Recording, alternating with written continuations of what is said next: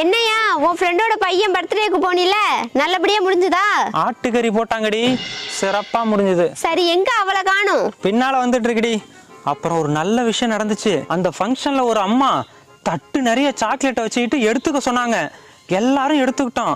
என் அண்ணமாவ நான் சாக்லேட் எடுக்க மாட்டேன், நீங்களே எடுத்து கொடுங்கன்னு மரியாதையா கேட்டு வாங்கிச்சு. எனக்கு ரொம்ப சந்தோஷமா ஆச்சரியமா இருந்துச்சு. பரவாயில்லையே, அந்த வண்டிக்கு கூட அறிவு வந்துருச்சு.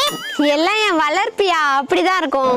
சித்தி, நான் சித்தப்பாவோட ஃபங்க்ஷனுக்கு போனேன்ல, அங்க என்ன சாக்லேட் எடுத்துக்க சொன்னாங்க. ஆனா நான் எடுத்துக்கவே இல்லை. ஏன் தெரியுமா? தெரியும்டி, பெரியவங்களுக்கு மரியாதை கொடுக்க தானே. அது இல்ல சித்தி, என் கை சின்ன கை, அவங்க கை பெரிய கை. அவங்க எடுத்து கொடுத்தாதானே சாக்லேட் நிறைய கிடைக்கும்.